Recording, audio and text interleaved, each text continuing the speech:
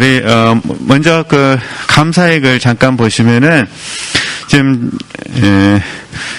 책 제목이 영적 성장론 강의한 1집입니다. 근데 이 책이 어떻게 나왔는지를 좀 잠깐 말씀을 드려야 될 것 같아요. 왜냐하면 이제 신학과정을 공부하신 우리 성도님들도 계시고, 뭐 신학과정 공부 안 하신 분도 계시고, 또 신학과정을 공부하셨더라 하더라도 저에게 직접적으로 영적 성장론을 배우신 분도 있고 배우지 않으신 분도 있고 뭐 그래서 잠깐 설명을 드리도록 하겠습니다. 네, 지금 영적 성장론 강의하는데 제가 처음 우리 그 기독교 영성사를 강의할 때 그때 사용했던 교재가 기독교 영성 입문입니다. 처음에 강의했던 부분이. 그리고 그 기독교 영성 입문을 공부하고 난 이후에 이제 기독교 영성사로 강의를 했습니다. 그런데 이 기독교 영성 그 입문이라는 책 범위 내에 기독교 영성 입문 범위 내에 4장하고 5장이 있습니다. 4장, 5장. 네, 그 부분이 영적 성장론입니다. 그래서 그 4장하고 5장을 발췌해가지고 몇 가지 훈련을 해서 강의했던 내용들을 첨가를 해가지고 영적 성장론이라고 책을 만들었습니다. 영적 성장론. 그리고 이제 그 영적 성장론을 이제 이렇게 4장하고 5장이잖아요. 그래서 그 4장을 한 학기 정도를 강의를 했고 5장도 한 학기 정도 강의를 했습니다. 이제 결국 1년 강의를 한 거잖아요. 그래서 그 강의한 거를 가지고 책을 2권으로 만들었습니다. 2권. 그래서 그 영적 성장론 강의한 1집은 그 영적 성장론이 그 4장하고 5장에서 발췌를 했다고 그랬잖아요. 그래서 4장은 영적 성장론 강의 1집이 들어가 있고 그 다음에 이 책 끝나고 나면 공부할 책이 영적 성장론 강의한 2집입니다. 2집은 5장 내용을 좀 강의를 했습니다. 그래서 그렇게 이해하셨으면 좋을 것 같아서, 왜냐면 또 집에 가셔가지고 나는 또 영적 성장론 책이 있는데 이 책이 뭘까 이렇게 궁금 안 하실 수도 있는데 전혀 안 하실 수도 있고, 다들 어려워하시더라고요. 다 그 말이 해가지고. 그래서 좋은 방법은, 맨 앞에 보시면은 번호가 있어요, 번호. 맨 앞에 봐보시겠어요? 기독교 영성사 강의 자료집 49. 표지에. 보이시죠? 이 번호로 찾으시면 돼요. 번호가 있으시죠? 네, 그 번호로. 그래서, 그 번호 참고하셔서 이렇게 하시면 됩니다. 그래서 그렇게 이해하시고 저랑 같이 이제 대충 책은 이해하셨죠? 어떻게 된 건지. 그러면은 1쪽을 보도록 하겠습니다. 1쪽. 네, 그러면은 보겠습니다. 천천히. 그 영적 성장론 보시죠. 이제 1쪽에 1장 서론. 예, 1쪽에 보면은 영적 성장론은 제가 개인적으로 관심을 가지고 있는 분야입니다. 제가 개인적으로. 그리고 저 스스로 생각했을 때 우리 지체들께서도 영적 성장론이 필요하다고 이렇게 여겨지는 부분인데, 근데 영적 성장론은 어렵게 생각하지 마시고 말 그대로 영적 성장론이니까 영적 성장을 다루는 거잖아요. 그 영적 성장을 다루게 되면 당연히 우리는 주관적 구속사라고 부르게 되잖아요. 그렇죠?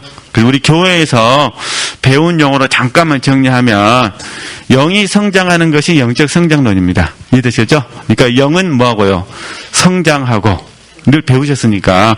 그 다음에 혼은 영, 성숙하고 몸은 변화되어 실제를 이루고.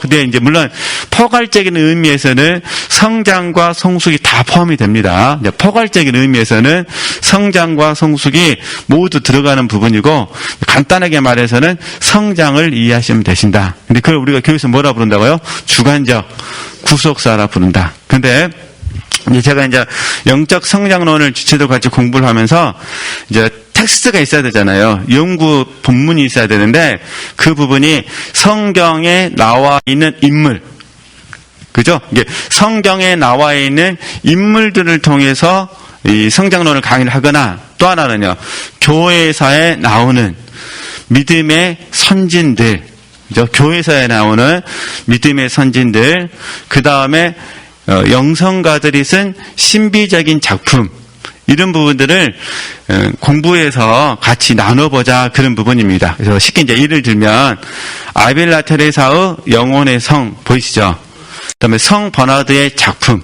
주로 이제 우리 교회에서는 하나님을 사랑하는 것에 관하여 이 책을 많이 이렇게 보급을 하잖아요. 그 정도. 네. 그래서 이런 모든 책들은 영적 성장이라는 안경을 쓰고 연구하는 것입니다. 이게 주제가 뭐라는 거예요? 주제가 영적 성장이라는 게 영적 성장이라는 스펙트럼을 기초로 해가지고 그 책을 분석하는 거예요. 그래서 근데 분석하다 보니까 이 공통된 특징이 있었어요. 제가 봤을 때 그 첫 번째 특징이 뭐였냐면은 그들이 영적 멘토가 되기 전에 보시죠.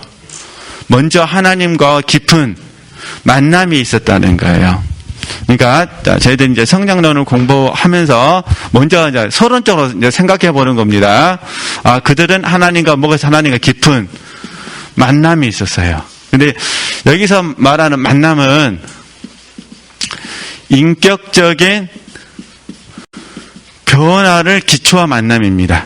이게 사무적으로 만나는 것이 아니라 보편적으로 우리가 미팅한다고 그러잖아요. 그러니까 미팅을 통해서는 본질적인 면에서 이게 본질적인 변화는 없습니다. 본질적인 변화는 없어요. 미팅을 통해서는 물론 일의 방법이라든가 일의 목적이라든가 그런 부분에서는 변화가 있을 수 있겠죠.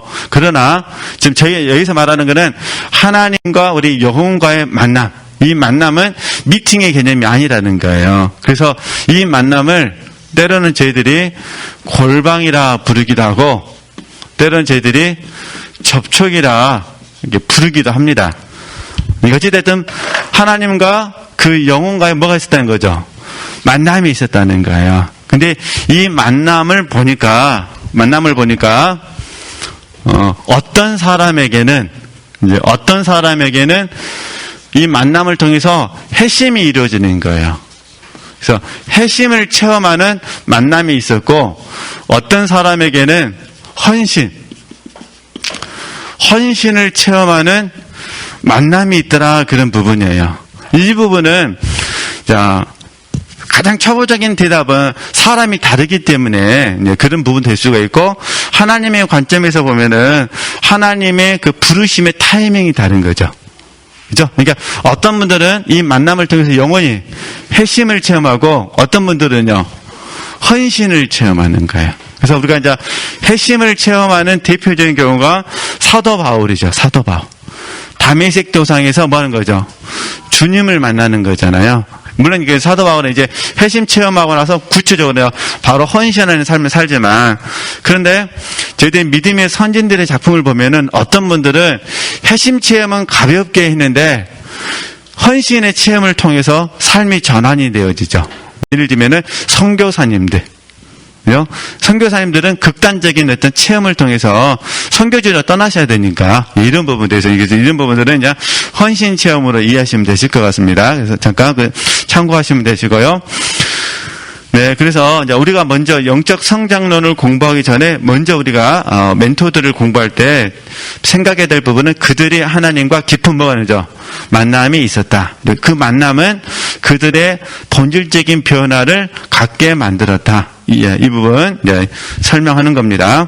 그래서 제가 또 이제 헌신에 대한 설명 때문에 잠깐 보충 설명을 했어요. 사람이 자기 길을 계획할지라도 보이시죠?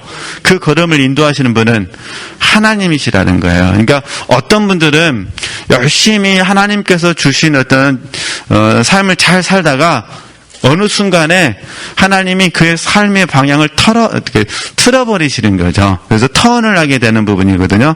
그래서 이런 경우에는 헌신의 체험으로 나타나는데 제가 제 경험적인 부분을 봐서는 주로 이게 선교사님들이나 목사님들 이런 부분들이 좀 나타나는 것 같아요. 그래서 직장생활 하다가 갑자기 하나님 어떻게 하는 거죠? 사명자로서 턴을 시켜버리시는 거죠. 예를 들면 이렇게 참고하시면 되실 것 같고요. 그래서 제가 이제 그런 부분들 잠깐 써놨고 그 다음에 이제 두 번째가 이제 동기죠. 동기. 그러니까 회심 체험이든 헌신 체험이든 궁극적으로 그들이 왜 하나님을 사랑할 수밖에 없었는가? 이 동기. 왜라는 질문. 물론 이제 정답은 다 알고 있어요. 사랑이잖아요, 사랑. 그러잖아요. 사랑이 동기가 되었다, 그런 부분입니다. 그러면 여기서 항상 우리 지체들께서 이제 앞으로 공부하실 때 기본적으로 이해하셔야 될 게 뭐냐면은, 제가 사랑이라는 말을 쓴다 하더라도 여기에는 믿음, 소망, 사랑은 항상 함께 가는 겁니다. 함께 가는데 무게중심이 어디에 있다는 거죠? 사랑이 있다. 이렇게 이해하셨으면 좋겠습니다. 그죠? 그러니까 우리들의 개인적인 영적인 성장도 마찬가지고, 믿음의 선진들의 영적인 성장도 마찬가지고, 그들은 믿음이 있고, 뭐가 있어요? 소망이 있고, 사랑이 있는데, 성장론을 공부할 때는 무게중심이 어디로 간다고요? 사랑으로 간다는 거예요. 그러잖아요. 왜냐면, 회심 체험을 하든, 그 다음에 헌신을 체험하든, 이 사랑이라는 수고, 그죠? 네, 특별히 이 사랑이 우리에게 대가를 지불하게 하는 거잖아요. 이거 우리 사랑의 수고라 부르잖아요. 대가 지불. 사랑의 수고가 없이는 절대적으로 변화가 있을 수가 없거든요. 그래서 이제 제가 사랑 썼지만 사실은 믿음, 소망, 사랑은 항상 말하죠. 같이 가는 건데 무게 중심이 어디에 있다? 사랑에 있다. 이렇게 이해하셨으면 좋겠습니다. 네. 그래서 그 부분을 제가 잠깐 이제 써놓은 거예요. 저 결국 보이시죠? 결국 가장 근원적인 동기는 뭐라는 거죠? 사랑이라는 거예요. 그래서 하나님께서 사랑 가운데 믿음의 선진들을 하나님의 길로 뭐라는 거죠? 부르신 것입니다. 그래서 작품을 읽기 전에, 또 이렇게 성경을 공부하기 전에 그들이 하나님과 어떤 만남을 가졌는가를 항상 보려는 열심을 좀 가져주셔야 돼요. 그리고 우리도 우리도 하나님과 만남이 있어야 된다는 거예요. 사실 있었어요. 있었으니까 소명 가운데 이 길을 가고 있잖아요. 근데 이제 문제는 저희들이 지금 현재 직면하고 있는 편의상이냐 고난이라 하겠습니다. 이 고난에 우리가 지금 마음이 집중되어 있는 거예요. 마음이. 그러니까 마음이 집중되다 보니까 사실은 우리에게도 있었던 이 사랑이 잊어져 버린 거예요. 그러니까 사랑이 없으면 절대 이 길 갈 수가 없습니다. 그러니까 우리에게도 믿음이 있고 소망이 있고 사랑은 있는데, 지금 내가 직면한 어떤 문제에 대해서 넓은 의미로 고난이라 한다면 이 고난에 내 마음이 뭐 있는 거예요? 지금 집중돼 버리는 거예요. 그러니까 다른 것이 보일까요? 안 보일까요? 안 보인다, 그런 부분입니다. 그래서 이때 이제 지금 우리가 좀 이제 잘 점검하셔야 돼요. 그래서 항상 고난이 찾아오면은 이 사랑에서 시작해야 돼요. 하나님의 사랑이라는 관점에서 고난을 바라보셔야 돼요. 그래야 성장이 이루어져요. 그래야. 근데 우리 육체는 성장에는 별로 관심이 없어요. 육체편에서 바라보니까 육체는 뭐에 관심이 있냐? 고난을 통해서 빨리 뭐라는 거죠? 문제가 해결되기를 바라는 거죠. 그래서 이걸 저희들이 육체의 소욕이라 부르죠.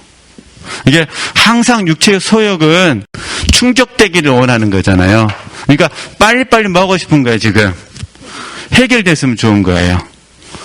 우스갯소리로 말씀드리면 지금 배가 고파요. 그럼 먹고 싶어요. 빨리 배고픔이 해결되고 싶어요. 근데 몇 시간 지나가면 또 뭐죠? 또 배고파요. 먹고 싶죠. 또 배고픔을 또 해결하고 싶은 거야. 이게 이제 뭐하죠? 잘못 적용하게 되면 이게 이제 육신의 목마름이 되어버리는 거죠. 육신의 목마름. 사실 이 목마름은 해결되는 게 아니기 때문에. 그래서 저희들이 이런 반복되는 훈련을 통해서 누굴 바라보신다고요? 하나님의 사랑. 사랑 안에서 뭘 바라보셔야 돼요? 고난. 그러면 우리는 문제 해결에 초점을 맞추는 것이 아니라, 지우겠습니다. 그럼 우리는 이 고난을 통해서 하나님의 뜻이 이루어지기를 바라죠. 고난을 통해서 하나님의 뜻이 이루어지기를 바라는 거예요. 그래서 만약에 이 고난을 통해서 내가 넓혀지는 것이 하나님의 뜻이라면, 나는 넓혀지는 것이 주 목적이에요. 그렇죠? 이 고난을 통해서 하나님이 자아가 파쇄되기를 원하신다면 자아가 파쇄되는 게 하나님의 목적이에요. 이 고난을 통해서 내 마음이 연단되기를 원한다면요. 그러면은 마음이 연단되는 게 하나님의 뜻이 되는 거죠.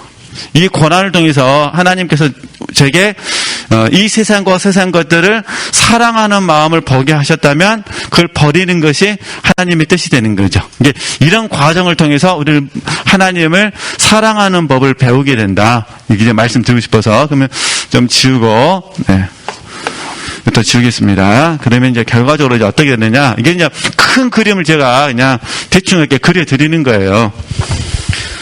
그래서 저와 여러분 지금 동기가 사랑이라고 말씀드렸잖아요. 사랑. 그러니까 이제 사랑의 시작. 이건 뭐 이미 시작됐고, 그죠? 그 다음에 사랑의 성장, 사랑의 성수, 사랑의 확장이 되어지는 거예요. 이제 저나 우리 지체들은 계속해서 지금 어느 과정이 있냐면은 성장, 성숙 뭐라는 거죠? 확장이 되어 있는 거예요. 단 뭐 하지 않으면 사랑을 놔버리지만 않으면 이해되시겠죠? 우리 지금 사랑이 시작된 거잖아요. 늘 배우셨잖아요. 사랑의 시작은 누가 하셨냐? 하나님이 나에게 한 거잖아요. 그리고 또 어떻게 했냐? 내가 하나님의 사랑을 붙잡으셨잖아요. 그러니까 지금 우리들의 입장에서는 내가 하나님의 사랑을 놔버리면 안 돼요. 그죠? 그러면 이제 옛날로 돌아가 버리는 거예요. 이게 이제 에베소 교회잖아요. 에베소 교회. 그러니까 이제 지금 우리들의 현재 저희들의 입장에서 바라봤을 때는 하나님이 나를 사랑하신 건 아멘. 그러면 이제 믿음, 소망, 사랑이라 그랬잖아요. 이게 나도 하나님을 뭐 해야 돼? 하나님을 사랑해야 돼요. 그러니까 이렇게 바라봐야 되는 거죠. 그러니까 그리스도 예수께서 나에게 붙잡아 주셨다면 나도 그 붙잡힌 바 된 그것을 말려고 잡으려고 쫓아가는 듯이 하나님이 나에게 사랑을 시작하셨으니까 나도 하나님을 사랑하는 이 일에 있어서 뭐 하겠습니다. 절대로 포기하지 않겠습니다. 여기서 시작하는 거예요. 그렇죠? 이게 저희들 이제 믿음으로 받는 거잖아요. 믿음으로. 이게 우리에게 소망이 되고 이제 사랑의 시작이 되는 거죠. 그래서 내가 하나님을 살아가는 이 과정에서 이제 뭐가 있는 거죠? 이게 성장이 이루어지는 거예요. 그래서 저희들 여기서 상대적이고 상호적이고 뭐 개별적이고 이런 말씀 많이 들으셨잖아요. 이런 말씀들이 이제 이해가 되시는 거예요. 이게 성장하게 되는 거죠. 성장. 그리고 이제 이 과정 속에서 하나님 우리 이 사랑을 성숙하게 만드셔요. 이게 어떤 사랑이냐? 온전한 사랑이죠. 온전한 사랑. 저희들이 소망하는 순전한 사랑이 되는 거죠. 그리고 이제 추후에 이제 이 사랑이라는 단어에 저희들이 신부라고 집어넣죠. 궁극적으로는 저희들이 혼인잔치에 참여해야 되잖아요. 일단은 혼인잔치에 참여해야 천년왕국이 주어지는 거니까. 그래서 이제 이 사랑은 결국 우리를 어디로 인도하느냐? 혼인잔치로 인도하죠.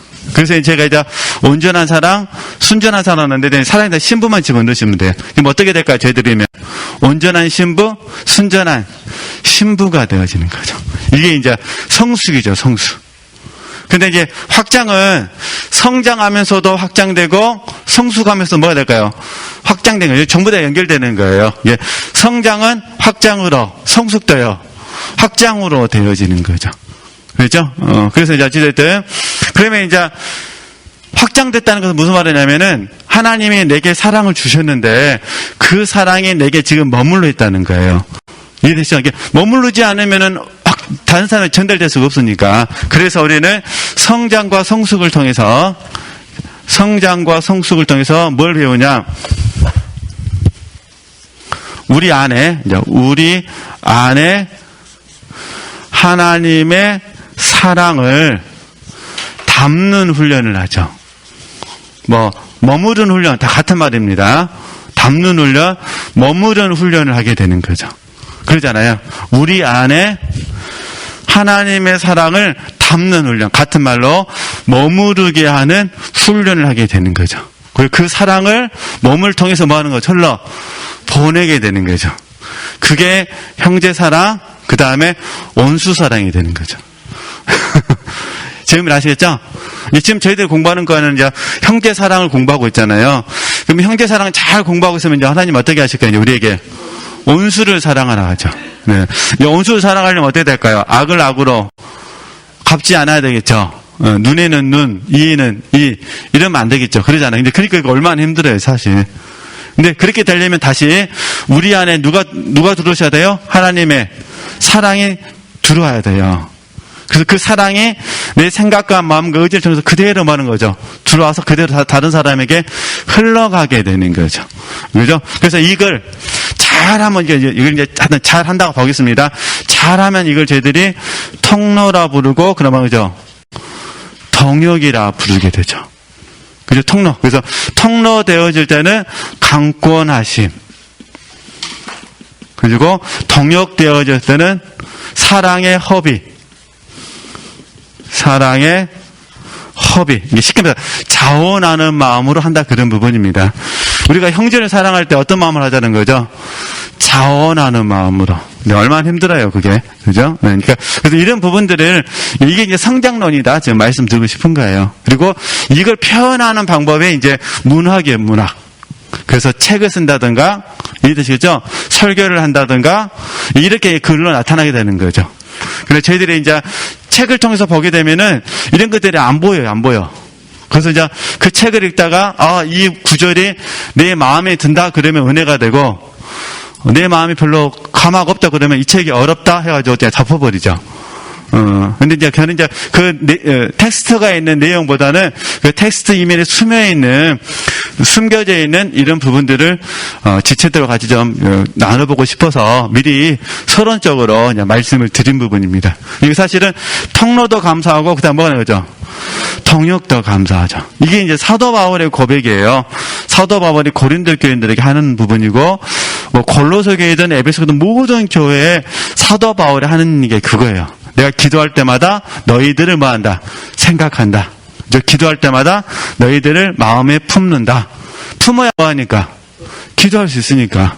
생각하지 않고 기도하는 건 불가능하잖아요. 그 이제 중언부언 기도가 되는 거잖아요. 그러니까 생각할 때마다 그들 마음에 품는 거예요. 그래서 나중에 이제 고린도 교인들에게도 부탁하잖아요.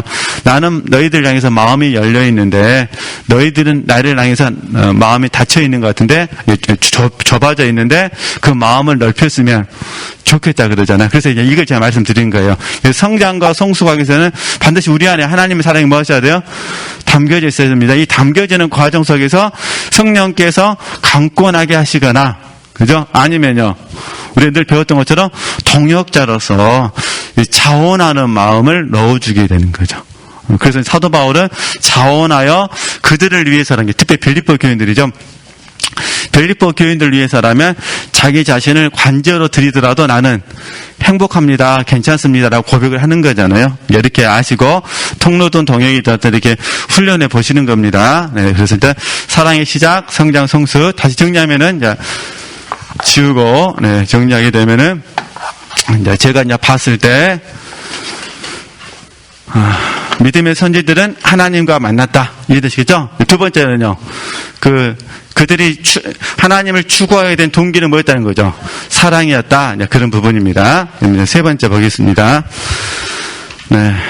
그 다음에 그 아랫집 문제 보시면은, 이제 다시 이제 앞에서 했던 말 반복하는 거예요. 하나님과의 만남이 그들을 본질적으로 변화하게 하였습니다. 그리고 그들이 계속해서 변화되는 과정 속에서 그들의 가치관은 뭐라는 거죠?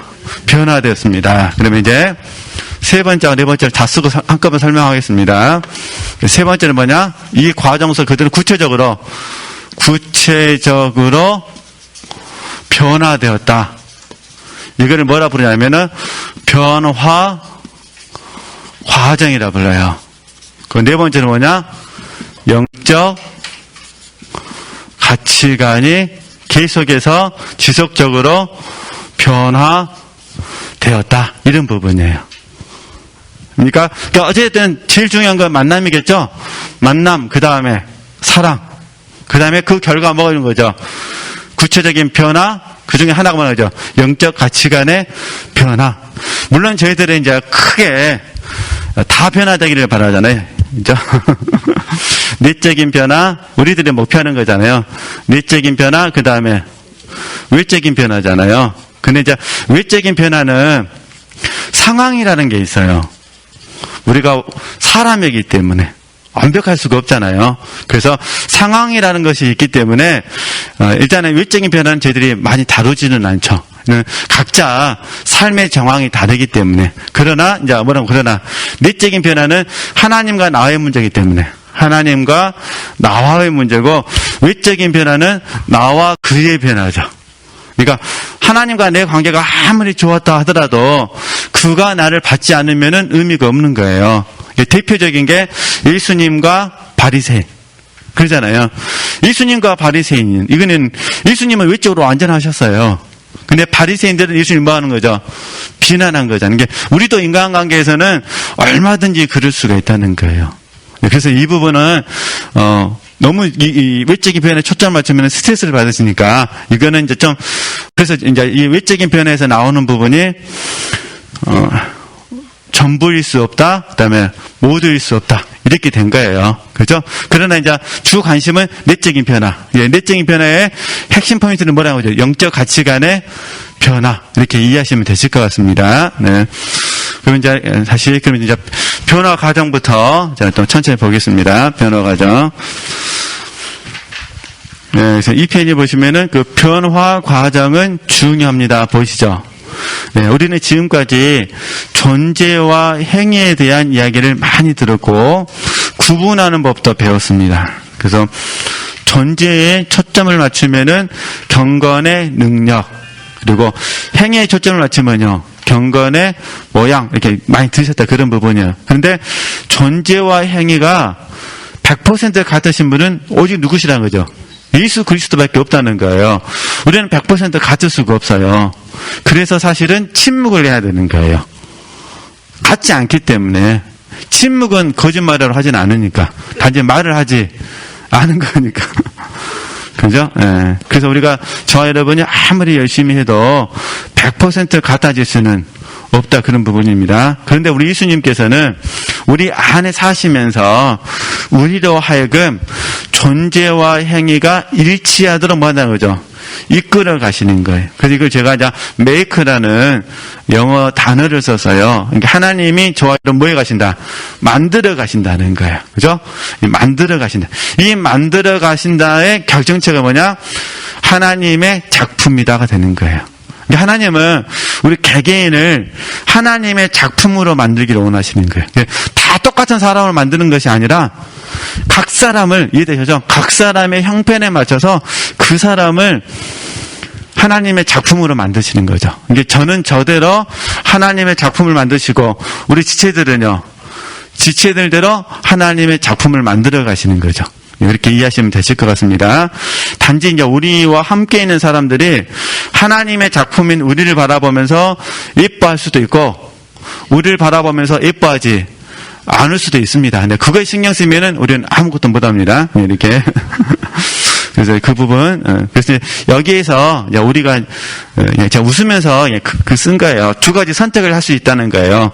답은 다 알고 있는데 그냥 좀 재미있게 표현해 봤어요. 하나는 주님이 이끄시는 대로 갈 것인가, 아니면 내가 주님과 독립해서 육체를 신뢰함으로 곧 내 힘으로 존재와 행위를 갖게 만들 것인가, 이렇게 나누어질 수 있다, 그런 부분이에요. 우리는 전자를 선택한 거잖아요. 근데 후자를 선택한 사람들은 타종교 지도자들이죠. 아니면 철학하는 사람들, 아니면 선을 추구하는 사람들, 이렇게 되는 거죠. 근데 우리는 절대 주님과 독립해서 이 길을 갈 수가 없습니다. 오직 우리는 주님께서 우리를 이끄시는 대로 간다는 거, 그 부분을 좀 잘 이해하시라고 제가 이제 웃으면서 말을 썼고, 그 다음 문장은 제가 가끔씩 인용하는 부분입니다. 그래서 후자에 속하는 사람들 중에서 자기 힘으로 육체를 신뢰해서 존재와 행위를 갖게 만들려고 하는 사람들, 그 사람들이 잘못한 것이 하나가 있어요. 그래서 이제 예를 들어놨어요. 예를 들면 정의로운 사람들이 의외로 정의롭지 않은 행동을 해요. 이해되시겠죠? 이게 정의를 부르짖는 사람들이 그 정의를 이루기 위해서 사실은 정의롭지 않은 행동을 한다는 거예요. 그래서 의외로 정의를 지키려고 하는 사람들이 사람을 정죄하고 판단하고 비난한다는 거예요. 그 정의를 뭐하기 위해서요? 지키기 위해서. 근데 사실은 누군가를 비난하고 판단하고 정죄하는 것 자체가 그게 불이거든요. 그러니까 우리는 정의를 사랑한다고 하면서 또 한편으로는 우리가 불의를 행하고 있어요. 예. 물론 성경적인 가르침으로 본다면 사랑하지 않게 되는 거죠. 이게 정의는 이루어질 수는 있는데 뭐가 없어진 거죠? 사랑은 없어진 거죠. 그래서 참 사실 저도 이렇게 말을 하고 있습니다만 이 공과는 굉장히 어려워요. 굉장히 어려운 공과거든요. 그래서 공의와 사랑은 같이 갈 수밖에 없다는 거. 그래서 이제 그렇게 함으로써 이제 잘못 적용함으로써 사실 서로 불행하게 만들어 버린다는 거예요. 이것이 마음 그릇의 문제라는 거죠. 그래서 만약 내가 스스로 정의나 사랑이나 행복을 추구하다 보면 주변 사람들이 너무 뭐라는 거죠? 숨 막혀 힘들어할 수 있어요. 근데 사실은 사람들은 이걸 못 봐요. 그 뭐만 보냐? 어떤 사람들은 내가 하고 있는 대의 명분만 봐요.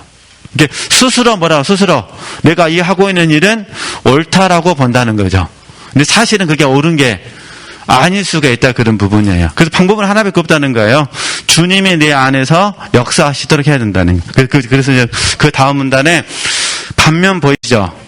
반면 주님은 그리스도인으로 하여금 존재와 행위가 일치하도록 하기 위해서 먼저 마음속에서 존재와 행위가 일치하도록 만들어 가시는데, 이 만들어 가시는 과정을 과정, becoming이라 부른다, 그런 부분이에요. 근데 하나님 먼저 뭐 하시냐? 먼저 존재부터 역사하신다는 거예요. 그래서 존재가 먼저 주님의 역사하심으로 말미암아 변화 과정을 거치고, 이걸 저희들이 성장이라 불러요. 성장. 이해되시겠죠? 그리고 다시 읽으면 존재가 먼저 주님의 역사하심으로 말미암아 변화 과정을 거치고 행위까지 변화되어 존재와 행위가 일치하는 자리까지 가는 것입니다. 이걸 저희는 이제 실제라 부르고, 이렇게 하도록 역사하신 분이 누구시라는 거죠? 성령 하나님이시고, 그 성령 하나님께서 우리 그리스도인에게 각각 적용시켜 주신다는 거예요. 그래서 우리가 성경론을 공부할 때는 반드시 변화 과정을 공부하는데, 이 변화 과정은 사람마다 다 다르기 때문에 다양한 방법으로 하는 거죠. 공부를 통해서 변화 과정을 이해해보자는 거예요. 근데 저는 개인적으로 변화 과정을 공부하면서 영적인 안목과 깨달음을 얻게 되었다, 그런 부분이에요. 그래서 무엇보다 주님이 마음 안에서 역사하신다면 우리는 그 마음을 이해하거나 인식해야 하기 때문에 마음에 대해 잘 무엇이 한다? 알아야 된다. 근데 무엇보다 나 자신에 대해서 뭐 하셔야 돼요? 잘 아셔야 돼요. 이해되시겠죠? 그래서 우리 교회에서도 담임 목사님께서 오랫동안 영성훈련 받으신 분들에게 가끔씩 심리학책을 소개하는 이유가 이런 부분이에요. 그죠? 그 대신 우리 지체들이 심리학책 읽다가 변명하거나 타협해버리면 안 됩니다. 그 참고하는 책이지, 이렇게 이해하시면 되실 것 같아요. 그럼 잠깐 제가 끊고, 영적 가치관은 이제 다음 주에 얘기해야 될 것 같습니다. 시간상. 그러면 잠깐 끊고, 드리고 싶은 부분은 어떤 부분이냐면은,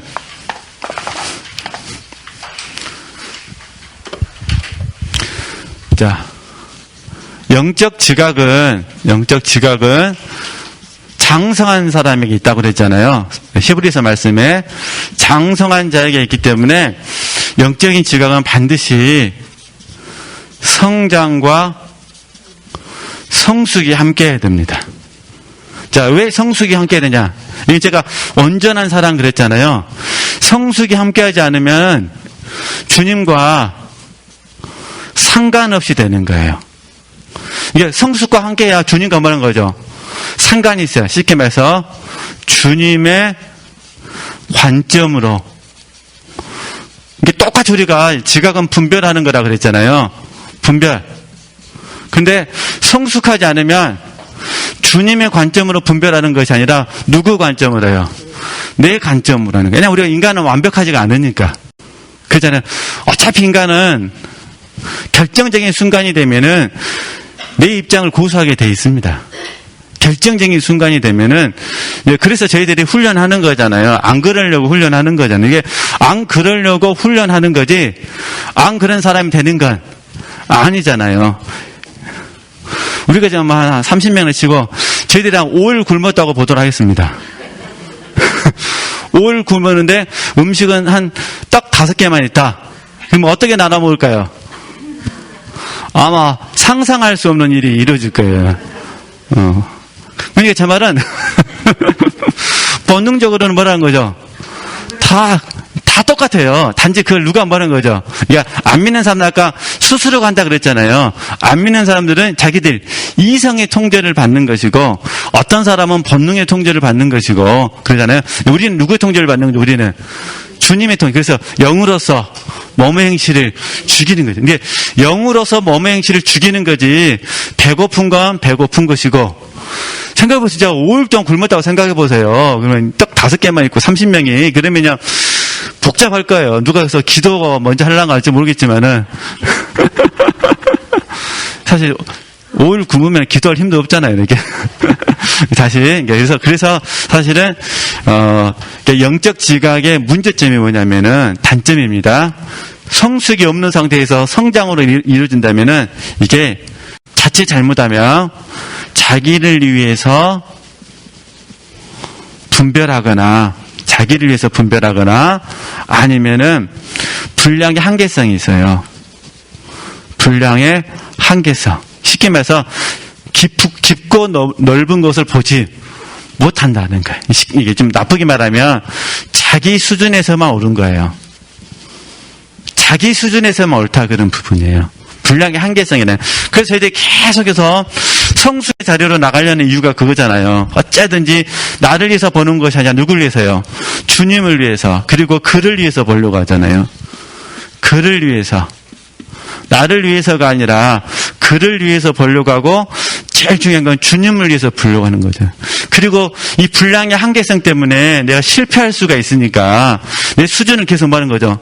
키우려고 하는 거잖아요. 그러잖아요. 그래서 분량을 계속해서 우리가 키우려고 그래서 이런 공부들을 제가 지체들 같이 하고 싶은 이유가 그런 부분이에요.